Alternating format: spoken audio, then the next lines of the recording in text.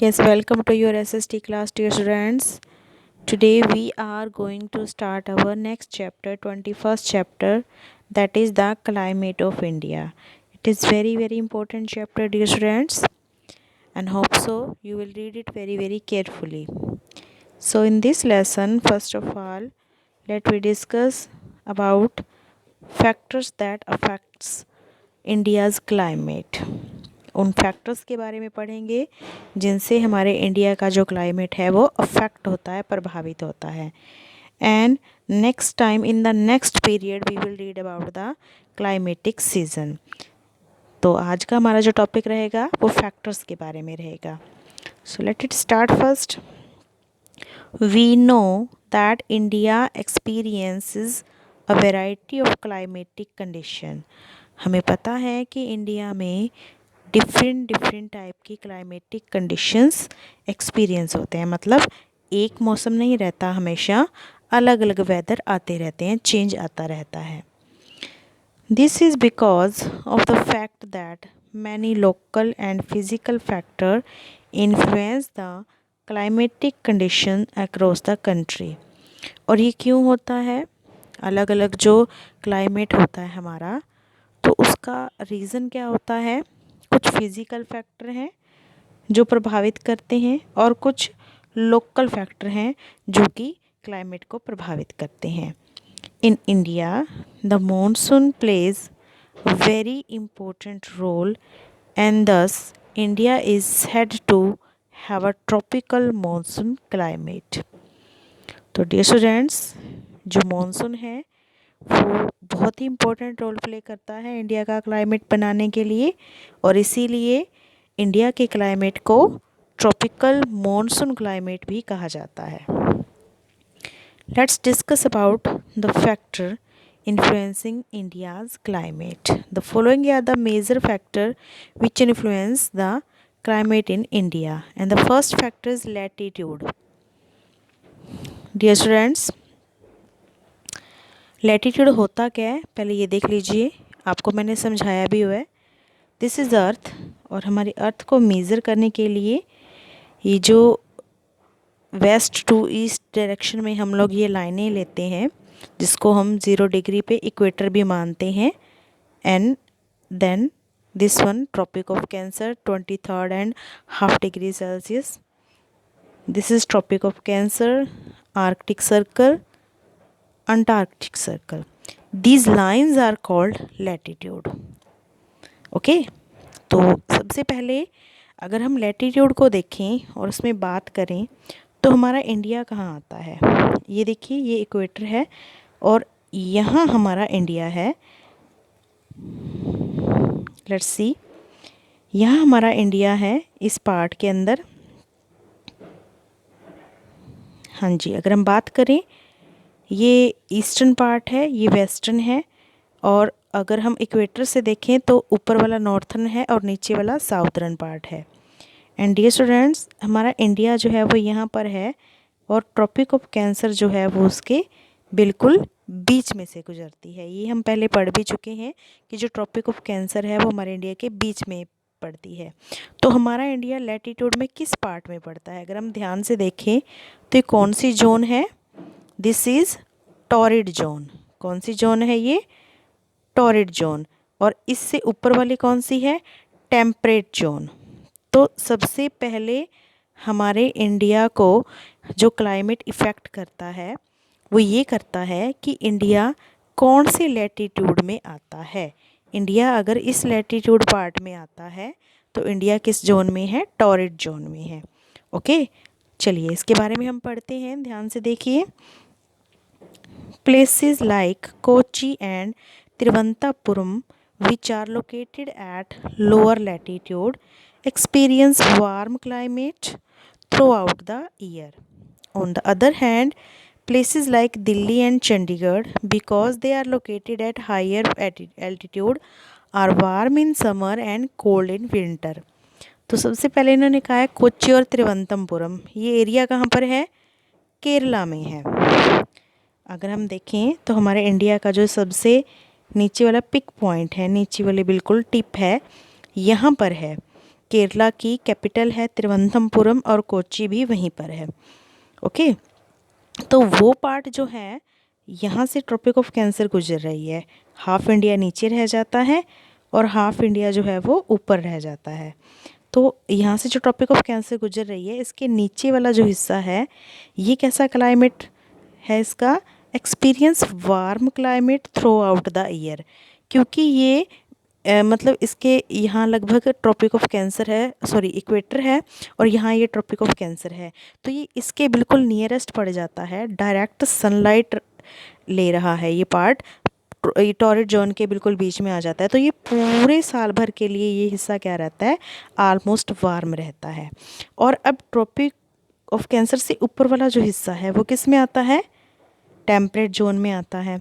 और वहाँ पे कौन से इलाके हैं, जैसे दिल्ली है हमारा, यहाँ पे चंडीगढ़ है इस तरफ, तो इन एरियाज़ के अंदर ये थोड़े हाई एल्टीट्यूड पर है, मतलब थोड़ा ऊंचाई पर हैं, तो ये गर्मियों में तो वार्म रहते हैं और सर्दियों में ठंडे रहते हैं, यानी कि यहाँ का मॉडरेट टेम्परेचर रहता है। आगे हम बात करते हैं एल्टीट्यूड। अब एल्टीट्यूड क्या होता है, कोई एरिया कितनी ऊंचाई पर है उसको बोलते हैं उसका एल्टीट्यूड। जैसे ये हाईएस्ट एल्टीट्यूड है, ओके, ये उससे कम है जैसे प्लेट्यू का, और देन प्लेन एरिया का। ओके, आपको पता है हमारे इंडिया में माउंटेन भी है, प्लेट्यू भी है और प्लेन भी है, तो उसके अकॉर्डिंग देखते हैं हम। Because temperature drops as one climbs higher, there is a 1 degree Celsius drop in temperature for every 165 metre rise। जैसे ही हम देखो, हम ऊपर जा रहे हैं, एक पर्वत की चोटी पे चढ़ते हैं, हम जैसे ही ऊपर चढ़ेंगे ना, तो ऊपर ऊपर जाते चले जाएंगे तो क्या होगा, ठंड पड़ती चली जाएगी, मतलब टेम्परेचर कम होता चला जाएगा। ठीक है, टेम्परेचर जो है वो कम होता चला जाएगा। और इसमें आपको क्या बताया कि अगर हम 165 मीटर ऊपर चढ़ते हैं तो 1 डिग्री सेल्सियस टेम्परेचर कम हो जाता है, फिर दोबारा 165 मीटर और चढ़े तो 1 डिग्री सेल्सियस और कम हो गया। जितना हम ऊपर चढ़ते चले जाएंगे उतना ही टेम्परेचर डाउन होता चला जाएगा, मतलब ठंड बढ़ती चली जाएगी वहाँ। As a result areas at high altitude are cooler than relatively lower areas. तो इसकी वजह से जो हाई यानी कि माउंटेन या हिली एरिया में जो प्लेसेस हैं वो ठंडे हैं, किन की बजाय, लोअर एरिया की बजाय।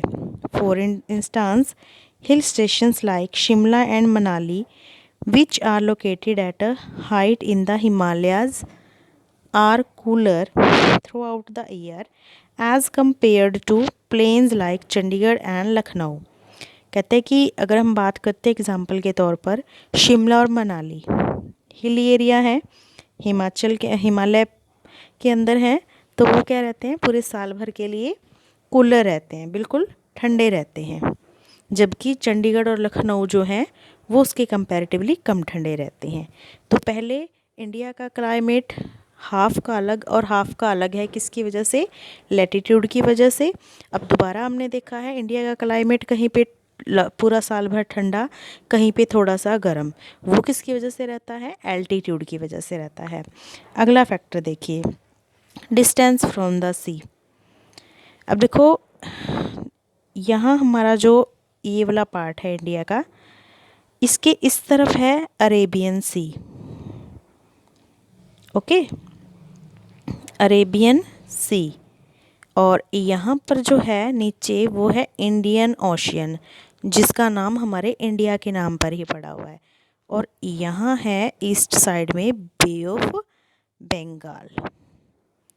तो अब देखिए इंडिया के आलमोस्ट ये जो पार्ट है इंडिया के आलमोस्ट इस नीचे वाले तीनों साइड से ही पानी है, इसीलिए हम इस नीचे वाले पार्ट को ना पेनिनसुलर बोलते हैं, पेनिनसुलर इंडिया। और पानी वाला हिस्सा जो ये बिल्कुल नज़दीक वाला हिस्सा है, इसको हम बोलते हैं कोस्टल प्लेन, ओके। और जो जो एरिया इस कोस्टल प्लेन में है, अब जो एरिया बिल्कुल पानी के नज़दीक होता है उसकी एक ख़ास बात होती है कि वो हमेशा ना एक एवरेज टेम्परेचर रहता है उसका। वो ना तो सर्दियों में ज़्यादा ठंडा और ना ही गर्मियों में ज़्यादा गर्म होता है। वो कैसा रहता है, बिल्कुल एक नॉर्मल सा टेम्परेचर रहता है। क्योंकि जब गर्मियों में हीट बढ़ती है तो समुद्र का पानी जो पास में है वो उस हीट को ऑब्ज़र्व कर लेता है और आसपास के क्लाइमेट को ठंडा रखता है। जब सर्दियों में ठंड बढ़ती है तब भी वो पानी जो है अपने यानी कि उसको वाटर जो है उसको कंडेंस कर लेता है, बर्फ़ के रूप में एक तरह से जमा देता है या अपने अंदर ऑब्ज़र्व कर लेता है। तो आसपास के जो एरिया होता है वहाँ पे इतनी ज़्यादा ठंड जो है नहीं बढ़ पाती है। तो देखते हैं इसके बारे में, रीडिंग करते हैं। Coastal areas like Kolkata, Chennai, Mangalore and Thiruvananthapuram experience an equable climate throughout the year. तो कोस्टल एरिया कौन कौन सी हैं, जैसे कि कोलकाता है, चेन्नई है, मैंगलोर है जिसको हम बेंगलुरु भी बोलते हैं, तिरुवनंतपुरम है। तो यहाँ पे क्या होता है, इक्वेबल क्लाइमेट होता है पूरे साल भर के लिए, इक्वेबल जो इक्वल रहता है। It is neither hot NOR cold at these places. ये ना तो ज़्यादा गर्म होता है और ना ही ज़्यादा ठंडा होता है। Okay, now the next one, on the other hand, places like Bhopal, Lucknow and Jaipur, which are far from the sea, experience an extreme climate। जबकि जो एरिया दूर हैं समुद्र से, भोपाल, लखनऊ, जयपुर या कोई भी एरिया, तो वहाँ का जो क्लाइमेट है वो इससे एक्सट्रीम होता है, मतलब उल्टा होता है। They have very warm summers and very cold winter. वहाँ गर्मियों में गर्मी ज़्यादा होती है और सर्दियों में ठंड ज़्यादा होती है। The difference in the climate has been produced by the differential heating and cooling of the sea. तो ये जो डिफरेंस होता है क्लाइमेट के अंदर, ये किसकी वजह से होता है, समुद्र का पानी जो होता है वो हीटिंग या कूलिंग जो अपने अंदर एक बनाता है, जो आसपास के एरिया की ऑब्ज़र्व कर लेते हैं अपने अंदर, ठीक है। तो उसकी वजह से जो क्लाइमेट है वो कैसा होता रहता है, वो इक्वेबल रहता है। Okay, because of this the climatic conditions of the coastal area is moderated by the land and sea breezes while the interior region lack this।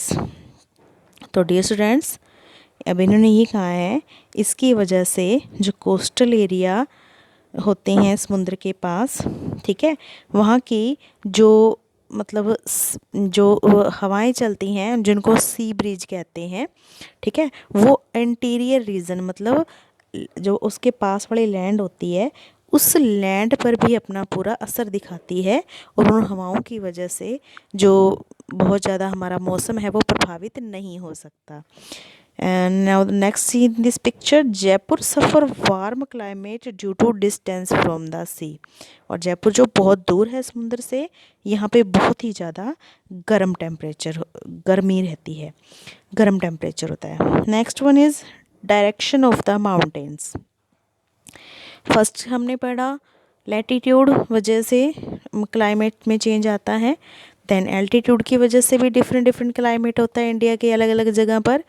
Third one is जो समुद्र से दूर हैं और जो समुद्र के पास हैं, समुद्र की वजह से भी, सी की वजह से भी क्लाइमेट पर असर होता है। नेक्स्ट वन ये है direction of the mountains. Mountain की डायरेक्शन देखते हैं, उसकी वजह से भी इंडिया का क्लाइमेट सफ़र करता है।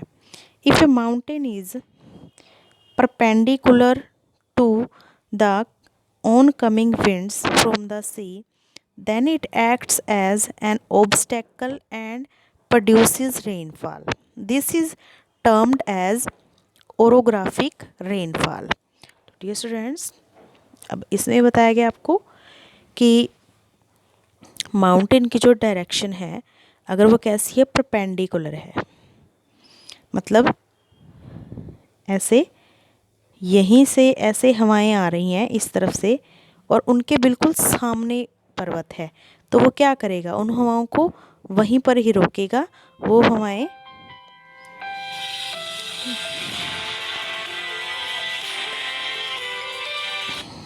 हेलो, हाँ जी, तो वो हवाएं क्या होंगी, वहीं पे रुक जाएंगी और रेन अक्कर करेंगी। Okay dear students, yes sorry dear students for disturbance.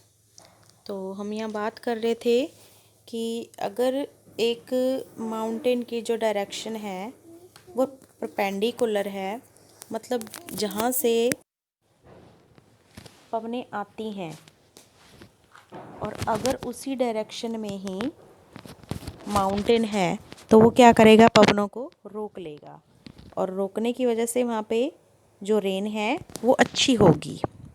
ठीक है, लेकिन अगर वो उसकी बैक साइड है, अगर वो दूसरी तरफ है, तो वो उनको नहीं रोक पाएगा। ठीक है, और उसके दूसरी तरफ रेन नहीं होगी। जैसे मान लीजिए ऐसे पवनें आती हैं, इस तरफ से आ रही हैं, तो वो पर्वत से टकराकर वहीं पे क्या करेंगी, रेन कर देंगी। और जो दूसरी साइड है वहाँ पे रेन नहीं होगी।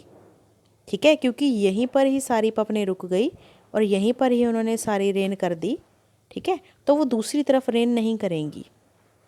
तो अगर पर्वत उनकी जिस तरफ से आ रही हैं पवनें, उसी तरफ उसका मुंह है पर्वत का, उसी तरफ वो बना हुआ है। ठीक है, तो ईज़िली जो बारिश है वहाँ पे बहुत अच्छी होगी। ओके, आगे बढ़ते हैं dear. Now the next one, this is termed as orographic rainfall, और इसे क्या कहा जाता है, ओरोग्राफिक रेनफॉल कहा जाता है।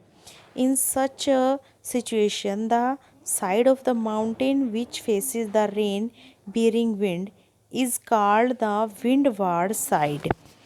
अब माउंटेन की जो साइड जो रेन वाले विंड को रोकती है, उसे क्या कहा जाता है, विंडवार्ड साइड कहा जाता है, विंडवार्ड साइड कहा जाता है। This is the side which receives rainfall. ये पर्वत की वो साइड है जो मतलब रेनफॉल को रिसीव करती है। The other side is called the leeward side. This one other side is called leeward side. Leeward side में जो है रेन अक्कर नहीं होती, और इसको क्या कहते हैं, विंडवार्ड, मतलब पवन को रोकने वाली दिशा। This side does not receive rainfall and thus remains relatively dry. तो जो लीवार्ड साइड होती है, मतलब पीछे वाली साइड होती है, वहाँ रेनफॉल नहीं पहुँचती, और इसीलिए वो क्या रहती है, ड्राई रहती है, सूखी रहती है। This can be seen in case of Mumbai and Pune, as Mumbai lies on the windward side of the Western Ghat, it receives heavy rainfall. On the other hand, Pune, as it lies on the leeward side, receives less than 100 centimeter of rainfall annually. तो अब मुंबई और पुणे वो दोनों area ही कहाँ पर हैं, वो दोनों एरिया ही ये महाराष्ट्र है। महाराष्ट्र में जैसे यहाँ पर मुंबई है, यहाँ पर पुणे है। ओके, बिल्कुल पास पास हैं, ज़्यादा उनमें डिफरेंस नहीं है। उनके सिर्फ एक ही वो है कि उनके बीच में ना एक ये हिल है। ठीक है, हिली एरिया है। अब हिली एरिया की वजह से जो ये वाली साइड है, विंड वाइड साइड, ये क्या करती है, पवनों को रोककर यहाँ पे अच्छी खासी रेन कर देती है। लेकिन जो दूसरी साइड है पुणे, यहाँ पर कोई भी रेन अक्कर नहीं होती और बहुत ही कम रेन आती है। लेकिन मुंबई में हर साल बाढ़ आती है। Okay, next one is the Himalaya in the north also act as a major barrier as they lie in the east to west direction. अब जो हमारा हिमालय है, आपको पता है वो एक कर्व बना रहा है, ऐसे इस शेप में ऐसे फैला हुआ है ना। जैसे उसकी एक स्मॉल रेंज यहाँ पर है, एक रेंज उसकी यहाँ पर है हिमाचल, थर्ड हाईएस्ट रेंज उसकी यहाँ पर हो गई। तो यहाँ से वो पवनों को तो रोक लेता है। उसकी बैक साइड में रेन नहीं होती, वो लीवार्ड साइड है। और दूसरा क्या है, उस तरफ से जो ठंडी पवनें आती हैं वो उनको भी क्या करता है, रोकता है, बैरियर है उनके लिए।